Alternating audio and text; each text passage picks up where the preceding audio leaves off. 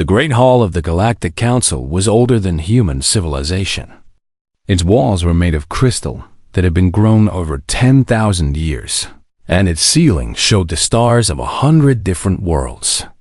12 species sat in their designated seats, each one believing themselves to be among the most important beings in the universe. Kang, Do-hyun stood alone in the center of the hall. He was 63 years old, with gray hair and tired eyes that had seen too many rejections. As Earth's Secretary of Unified Defense, he had made this journey 17 times. 17 times he had asked the same question. 17 times he had received the same answer. The Council has reviewed humanity's application for membership, the Valori High Speaker announced. His voice echoed through the massive chamber like thunder. The Valori were tall and thin, with skin that changed color based on their emotions.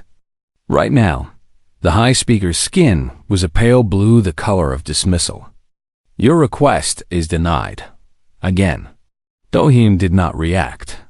He had expected this. May I ask why? He said, keeping his voice calm and respectful. The Kreth ambassador leaned forward.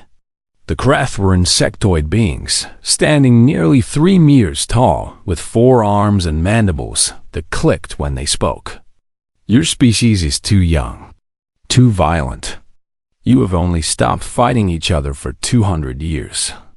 Before that, your history was nothing but war after war. We learned from those wars, Do-hyun replied. We united because of them. You united out of fear, another ambassador said. This was a Morthani, a soft-spoken species with large eyes and gentle features. Unlike the others, the Morthani did not look down at Do-hyun with contempt. Instead, there was something like sadness in her expression. When you discovered you were not alone in the universe, you stopped fighting each other only because you found something else to be afraid of. Do-hyun could not argue with this. It was true. When humanity had first detected signals from alien civilizations 300 years ago, the world had changed overnight. Wars ended. Borders opened. Humanity had finally found a reason to work together. The knowledge that there were others out there, others who might not be friendly.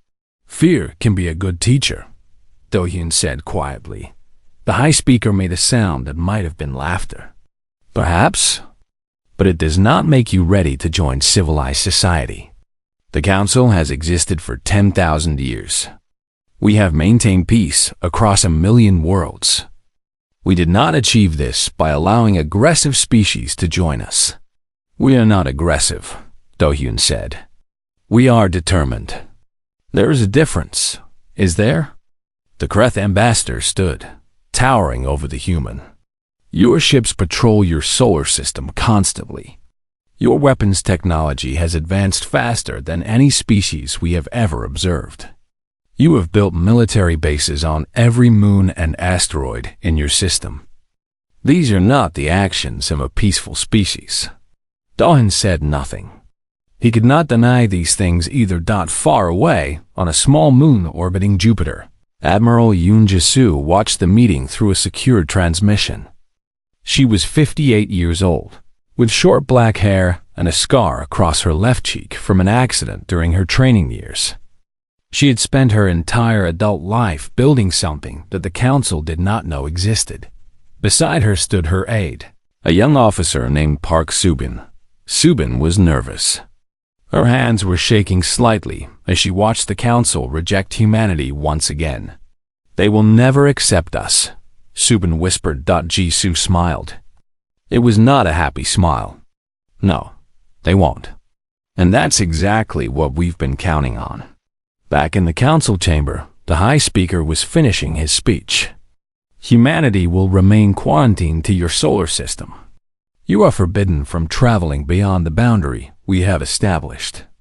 If you attempt to do so, we will be forced to take action. What kind of action? Do-hyun asked. The kind that ends civilizations. The words hung in the air like a death sentence. Around the chamber, the other ambassadors nodded in agreement. Even the Morthani, who had seemed sympathetic, did not object. Do-hyun took a deep breath. This was the moment he had been waiting for. This was the moment that 300 years of planning had led to. And if we refuse to accept this quarantine? He asked. The High Speaker's skin turned red, the color of anger and disbelief. Then we will enforce it. Our combined fleets number in the hundreds of thousands. Your entire species could be eliminated in a matter of days. I see. Do-hyun nodded slowly. Then he did something that no human representative had ever done before. He smiled. In that case, I have a message from Earth. He reached into his pocket and pulled out a small device. When he pressed the button on its surface, a holographic image appeared in the center of the chamber. It showed Earth, but not the Earth the Council expected to see. Instead of a single blue planet surrounded by a few primitive defense stations, the image showed thousands of ships emerging from hidden locations throughout the solar system. From inside asteroids, from beneath the ice of frozen moons, from the rings of Saturn and the clouds of Jupiter. For 300 years, you have called us aggressive, Do-hyun said, his voice no longer quiet or respectful. You have called us violent. You have called us dangerous. And you were right. We are all of those things. But we are also patient. We have spent 3 centuries preparing for this moment. The council members stared at the holographic display in shocked silence. You wanted to keep us locked away like animals, Do-hyun continued. You wanted to decide our future for us. But here is the truth. We have never accepted your quarantine. We have been building. We have been waiting. And now, we are ready. On her moon base, Admiral Jisoo turned to Subin. Send the signal. Tell all fleet commanders to prepare for Operation First Light. Subin's hands were no longer shaking. Yes, Admiral. In the council chamber, the High Speaker finally found his voice. This is madness. You cannot fight the entire galaxy. Do-hyun turned to leave, then stopped at the door. He looked back at the 12 most powerful beings in the known universe. We're not going to fight the galaxy, he said. We're going to free it. The news spread across the galaxy like fire through dry grass. Humanity had challenged the council. The small, young, aggressive species from the edge of the galaxy had looked at 10,000 years of galactic order and said, no doubt most species thought it was suicide. The council's combined military power was beyond imagination. They had crushed rebellions that involved entire star systems. They had destroyed civilizations that had existed for longer than humans had walked upright. What chance did one planet have against all of that? Captain Bae Hyun-soo stood on the bridge of the ESS Indomitable and watched his crew prepare for battle. The ship was one of Earth's newest heavy cruiser designed for speed and power. Its hull was black, designed to absorb sensor readings and make the ship nearly invisible in the darkness of space. Captain, Lieutenant Park Subin reported from her station. Council fleet is entering the outer solar system. 1,000 ships. They're approaching in standard attack formation. Hyun-soo nodded calmly.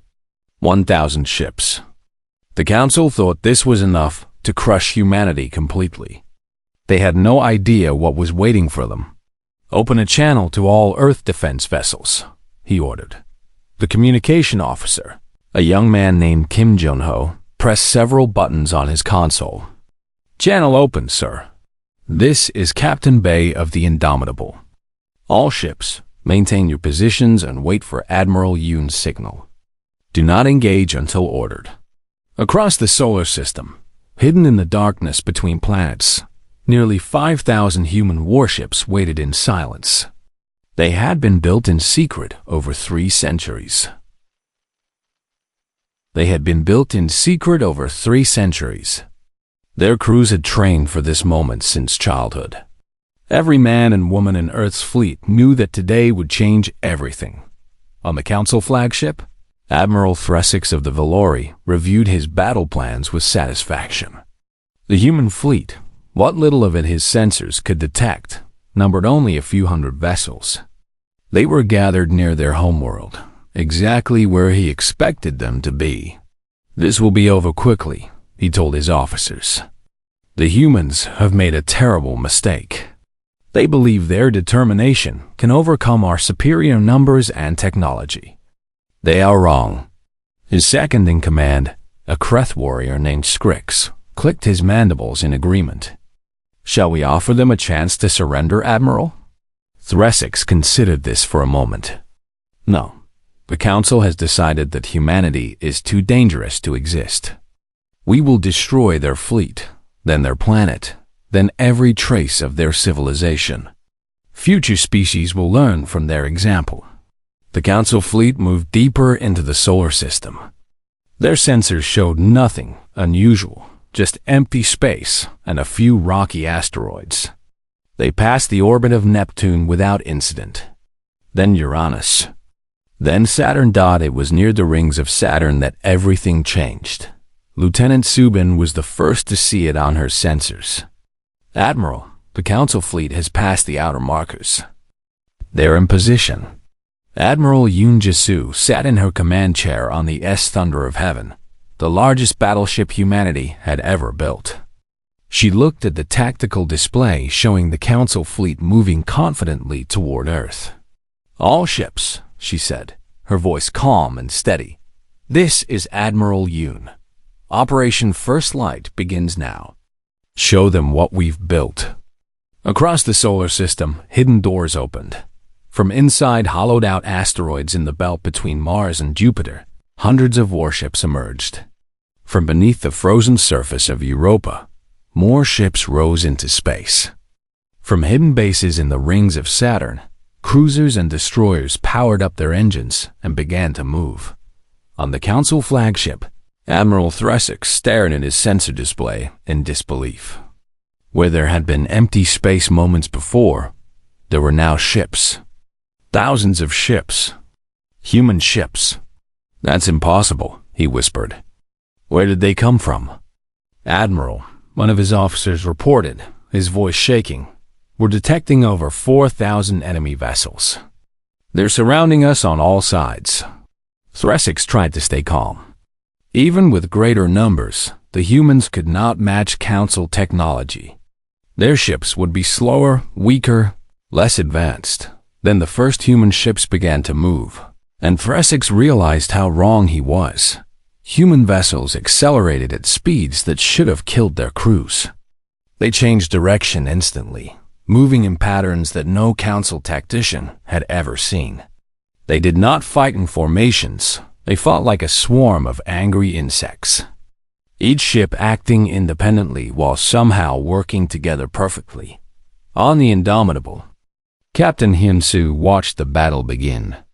"All weapons, fire at will. Target their command ships first." The ship shook as its main guns fired. Beams of concentrated energy crossed the space between fleets in an instant. The first Council cruiser exploded in a ball of blue flame. "Direct hit," Suba reported. Enemy vessel destroyed. Around them, the darkness of space was filled with light. Human ships attacked from every direction, never staying still long enough for Council weapons to lock onto them. Council ships tried to respond, but their formations were falling apart. On Earth, Secretary Kang Do-yoon watched the battle from the command center deep beneath the surface. Beside him stood Dr. Han Minji, the scientist who had led the development of humanity's new weapons. "They're retreating," she said, pointing at the main display. It was true. After only 15 minutes of fighting, the Council fleet was trying to pull back. Nearly 200 of their ships had been destroyed. Human losses were less than 30. Will they come back? Do-yoon asked. Minji nodded. Of course. This was just their first fleet. They have hundreds more. But now they know we can fight. Now they're afraid. Do-yoon watched as the remaining Council ships fled toward the edge of the solar system. He felt no joy. He knew this was only the beginning. "Send a message to the Council," he ordered. "Tell them that Earth is no longer quarantined. Tell them that any ship that enters our space with hostile intent will be destroyed. And tell them," he paused, choosing his words carefully, "tell them that we are coming." The message was received by the Council within hours. For the first time in 10,000 years, they issued a full declaration of war. Not a police action, not an enforcement operation. War. Humanity had finally gotten what it wanted. Now the real fight could begin. 3 months had passed since the first battle. The galaxy was burning. The Council had sent fleet after fleet against humanity, and fleet after fleet had been destroyed or driven back. What they could not understand was how. How could such a young species fight so well? How could they predict Council tactics? How could they build weapons that matched or exceeded technology that had been developed over thousands of years? The answer was simple, but the Council refused to believe it. Humanity had been designed by evolution for exactly this for war. Dr. Han Minji stood before a room full of military officers and explained what she had told Secretary Doyun years ago. Her assistant, No Taiwu, displayed charts and data on the screens behind her. Every species develops based on the challenges they face, Minji said. The Valori evolved on a peaceful world with abundant food and few predators. The Kreth developed in hives where cooperation was the only way to survive. But humans? She pressed a button and an image of ancient Earth appeared. We evolved on a world where everything was trying to kill us. Predators, disease, each other. She walked slowly in front of the screens. We spent 100,000 years fighting for survival. We developed bigger brains so we could outsmart our enemies. We developed the ability to throw things accurately, the only species in the galaxy that can do this naturally. We developed endurance that lets us chase prey until it collapses from exhaustion. Taiwu changed the display to show human brain scans compared to other species. And most importantly, Minji continued, we developed the ability to cooperate and compete at the same time. We can work together in groups while also pushing each other to be better. This is something the Council species cannot do. They either cooperate or compete. We do both. Admiral Yoon Jisu listened carefully. She had always known humans were different, but hearing it explained so clearly made her understand why the Council had been so afraid. So that's why they wanted to keep us locked away, she said. They knew what we could become. Minji nodded. They've seen species like us before. Aggressive, competitive, innovative. And they've always destroyed them before they could become a threat. We're the first ones who were ready when they came. Far from Earth, Commander Shin Yuna led her strike force through enemy space. A group of 12 fast-attack ships had been causing problems for the Council for weeks. They would appear suddenly, destroy supply convoys or communication stations, and then disappear before reinforcements could arrive. Her first officer, Cho Dongwook, studied their latest target on the tactical display. It was a Council fuel depot, hidden in the asteroid field of an uninhabited system. Without this fuel, an entire Council fleet would be stranded.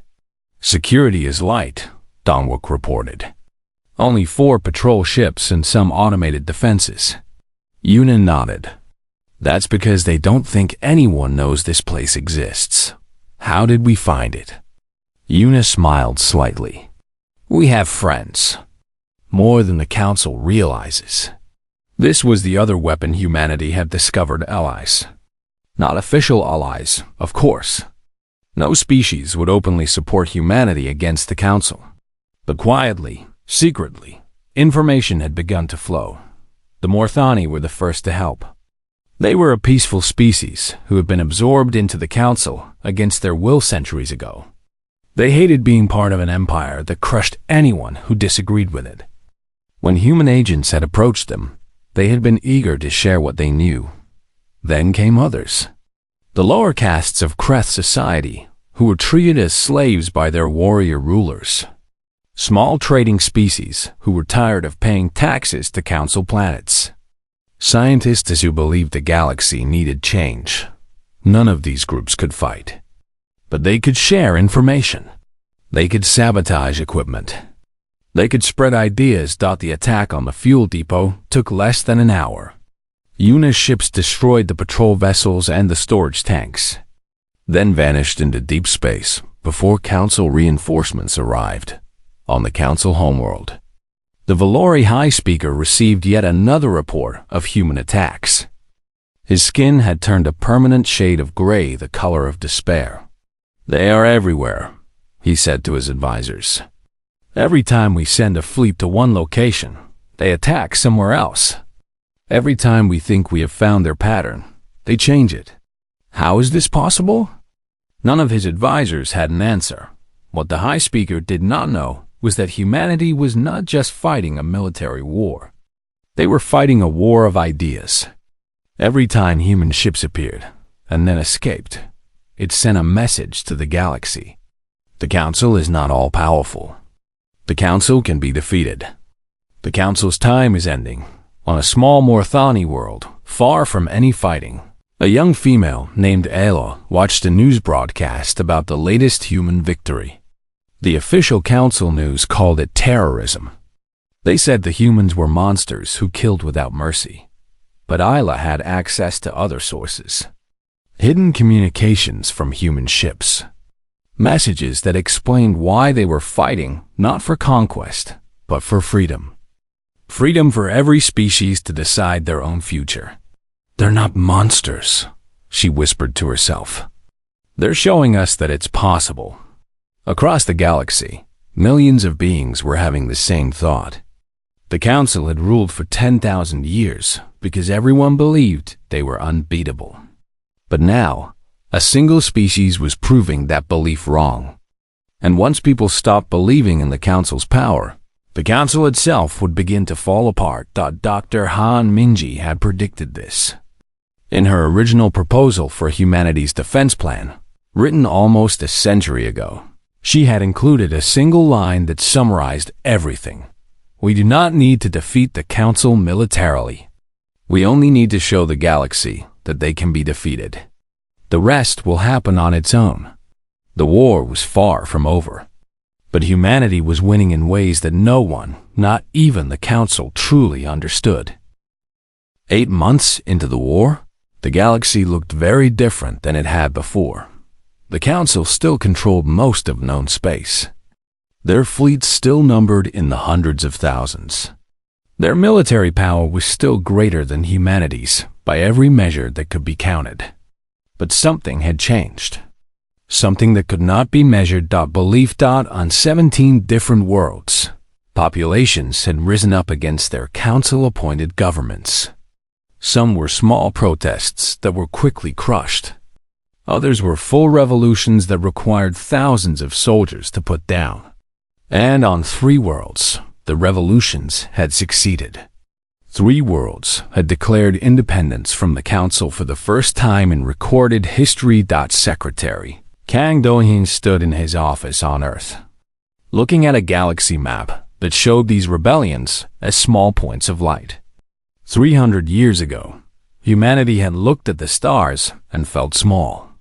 Now, they were changing everything. Admiral Yoon Jae-soo entered without knocking. She looked tired. Everyone looked tired these days, but there was energy in her step that had not been there before. "We've received a message from the Kreth worker caste," she reported. "They want to meet." Do-hyun turned from the map. "Meet? The Kreth are one of our strongest enemies. The warrior caste is our enemy. The workers have been slaves to them for centuries. They're offering to help us sabotage, intelligence, maybe even direct support in certain situations." This was what Do-hyun had hoped for, but had never dared to expect. The Kreth were the military backbone of the Council.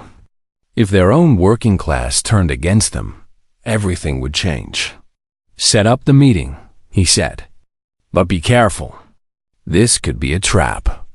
Jisoo nodded. "I'll send Commander Shin. She's good at not getting killed." Commander Shin Yuna received her orders 2 days later. She was to take a single ship to neutral space and meet with representatives of the Kreth worker caste. No backup, no support. Just her and her crew. Cho Dongwook protested immediately. This is insane. The Kreth could be planning to capture you and use you as a bargaining chip. Yuna checked her sidearm and placed it in her belt. Maybe, but if they're telling the truth, this could end the war faster than 1,000 battles. The meeting took place on an abandoned mining station in an empty star system. Yuna brought only Dongwook with her, leaving the rest of her crew on the ship with orders to flee if anything went wrong. The Kreth who met them did not look like warriors. They were smaller than the soldiers Yuna had fought, with softer shells and smaller mandibles. There were 3 of them, and they seemed nervous. "We did not believe you would come," the leader said. His name was difficult for human mouths to pronounce, so he simply told Yuna to call him friend. "We almost didn't," Yuna admitted. "Why should we trust you?" Friend made a clicking sound that Yuna's translator interpreted as sad laughter. "Because we have no choice. The warrior caste has ruled our people for 6,000 years. We work, we build, we serve, and they take everything. When the war ends, nothing will change for us. Unless you win." He explained the situation further. The Kreth workers outnumbered the warriors 10 to 1, but they had no weapons and no training. They had never been allowed to learn how to fight. But they built the ships. They maintained the equipment. They processed the food. Without them, the Kreth military would collapse in weeks. "We cannot fight for you," Friend said, "but we can stop working for them. When the time is right, we will begin. Factories will stop producing. Ships will develop mysterious problems. Food supplies will be delayed. The warrior caste will be paralyzed." Yuna looked at Dongwook, who nodded slightly. This was real. This could actually work. "What do you want in return?" she asked. "Freedom," Friend replied. "When the council falls, we want the right to govern ourselves. No more warrior caste. No more slavery. Just Kreth, equal under our own laws." Yuna held out her hand. Friend looked at it in confusion until Yuna explained the human custom of shaking hands to seal an agreement. Carefully, the Kreth extended one of his smaller arms and allowed Yuna to shake it. "You have a deal," she said. Similar meetings were happening across the galaxy. Human agents met with Morthani resistance leaders, with dissatisfied merchants, with scientists who believed the council was holding back progress, with artists who wanted freedom of expression. Each group had different reasons for opposing the council, but they all shared one thing in common. They had seen humanity fight, and they believed change was possible. On Earth, Dr. Han Minji compiled reports from all these meetings into a single document. She presented it to Doyen and Jisoo in the war room. "We have contacts in 47 species now," she said. "Not all of them will act, but enough will. The council is trying to fight a military war, but we're fighting something else entirely. We're fighting for the idea that things can be different." Dawson read through the reports carefully. "The council will eventually realize what's happening. They'll crack down hard." "Yes," Minji agreed. "But it won't matter. Ideas are harder to kill than soldiers. Once people start believing in change, you can't make them unbelieve. The harder the council pushes back, the more they prove that we're right about them." Jisoo added her own thoughts. "Our military strategy reflects this. We're not trying to hold territory. We're not trying to destroy council fleets. We're trying to show everyone watching that it's possible to resist. Every battle we survive, every attack we escape, every small victory we achieve it, all sends the same message." Dahyun looked at the galaxy map again. 8 months ago, those points of light had not existed. Now they were growing, spreading, multiplying. The war was not just being fought in space. It was being fought in the hearts and minds of billions of beings across thousands of worlds. "How long?" he asked quietly. How long until the council realizes they can't win? Minji considered the question carefully. If our projections are correct, between 1 and 2 years, their internal divisions will become impossible to manage. More species will leave the council. Leave the council. Their economy will start to collapse as trade routes become unsafe. And then they'll have to negotiate, Jisoo finished. Daehin nodded slowly. Keep fighting. Keep talking to our new friends. And keep showing the galaxy what humanity can do. The war continued, but the end was beginning to take shape. The war lasted 14 months. In that time, the galaxy transformed in ways that no one had predicted. The council began with 12 member species. By the end, only 6 remained. The others had withdrawn, been overthrown by their own populations, or simply stopped responding to council communications. The great alliance that had ruled the galaxy for 10,000 years was falling apart. On the day of the final meeting, Secretary Kang Do-yeon traveled to a neutral station in unclaimed space. He brought Admiral Yoon Jae-soo and Commander Shin Yuna with him. They represented the 3 faces of humanity's war: the diplomat, the military leader, and the soldier who had become a symbol of resistance. The station was old and had once been a trading post before the war made such places dangerous. Now it was empty, except for the delegations that had come to decide the future. The remaining council members sat on one side of the Great Hall. The Valori High Speaker looked decades older than he had at the start of the war. His skin was gray and did not change color anymore. Beside him sat representatives of the 5 other species that still supported the council. They looked defeated before the talking even began. On the other side sat not just a human delegation, but representatives of the new alliance that had formed during the war. Morthani diplomats, Kreth workers who had never been allowed to speak for their species before, traders and scientists and former council citizens who had chosen a different path. You have proven your point, the High Speaker said, without any introduction or formal greeting. Humanity is strong. Humanity is dangerous. The council was wrong to try to contain you. Do-hyun waited. There was more coming. We are prepared to offer full membership in the Galactic Council with all the rights and privileges that entails. You will have a seat among us. You will help make decisions that affect the entire galaxy. You will be equals. A year ago, this offer would have been everything humanity ever wanted. Do-hyun remembered the 17 times he had stood before the council and asked for exactly this. He remembered the humiliation, the dismissal, the contempt. He shook his head slowly. We don't want membership, he said. The High Speaker stared at him in confusion. Then what do you want? Territory? Resources? Name your price. Admiral Jisoo stepped forward. You still don't understand. For 300 years, we asked to join your community. We wanted to be part of something larger than ourselves. We wanted to contribute to galactic civilization. And you rejected us. You called us aggressive and dangerous. You threatened to destroy us. She paused, letting her words sink in. So we built a fleet. We developed weapons. We prepared for war. But not the war you think. Commander Yuna continued where Jisoo left off. We didn't fight to defeat you militarily. We fought to show everyone else that it could be done.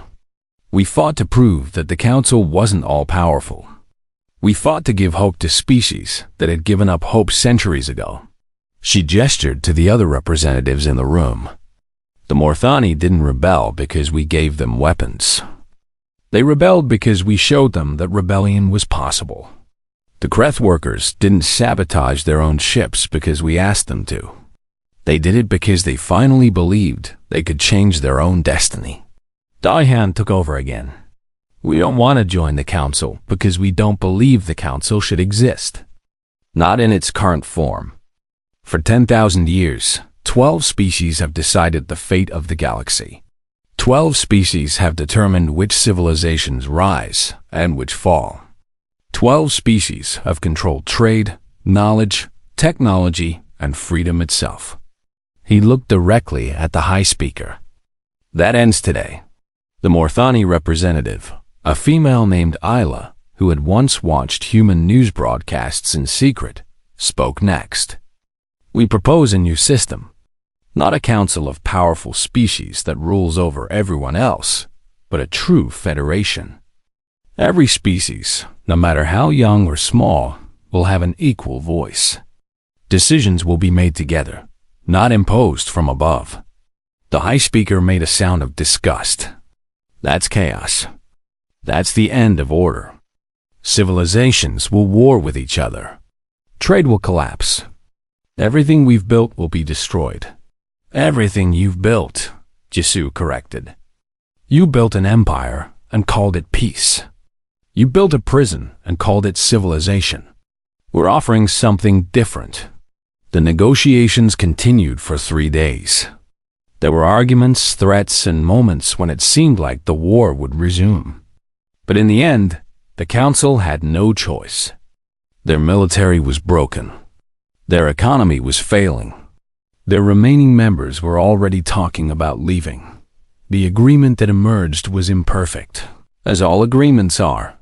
The old council would be dissolved over a period of 5 years. A new federation would be established, with representatives from every known species. Ancient laws that had prevented certain species from developing technology or traveling through space would be eliminated. Information that had been restricted to council members would be shared freely. Not everyone was happy. The Valori High Speaker refused to sign the agreement and returned to his homeworld to live out his remaining years in isolation. Some of the old council species tried to maintain their privileges through political maneuvering, though most of these attempts failed within a few years. But for the majority of the galaxy, the change was welcomed. Species that had lived under council rule for centuries celebrated their new freedom. Trade routes that had been controlled by council members opened to everyone. Scientific knowledge spread faster than ever before Dot and humanity. They did not become the new rulers of the galaxy. They did not seek to replace the council with their own empire. Instead, they took their place as one species among many respected, sometimes feared, but no longer alone. Dr. Han Minji lived to see the new federation celebrate its 10th anniversary. She was very old by then, but her mind was still sharp. A young journalist asked her what humanity's greatest achievement in the war had been. She thought for a long moment before answering. We showed the galaxy that change is possible, she said. For 10,000 years, everyone believed things had to be a certain way. The council ruled because everyone accepted that the council should rule. We didn't defeat them with our weapons. We defeated them by refusing to accept their version of reality. She smiled, remembering old battles and old friends. That's what humans do. We look at the way things are, and we imagine the way things could be. And then we fight to make it happen. Not because we're more aggressive or more violent than other species, though we are those things too, but because we believe, truly believe, that tomorrow can be better than today. The journalist asked one more question. Was it worth it? All the lives lost, all the suffering? Minji's smile faded. She thought of colleagues who had died, of soldiers who had never come home, of families torn apart by war. I don't know, she said honestly. I hope so. I hope that 1,000 years from now, beings across the galaxy will look back and say that the war was the moment everything changed for the better. She paused. But even if they don't, even if we made mistakes, even if things don't turn out the way we hoped, at least we tried. At least we showed everyone that trying is possible. And in the end, that was humanity's gift to the galaxy. Not victory, not conquest. Just a simple, powerful idea that things don't have to be the way they are. That change is possible. that tomorrow can be different from today. The galaxy had declared war on Earth, and Earth had given them something they never expected. Hope.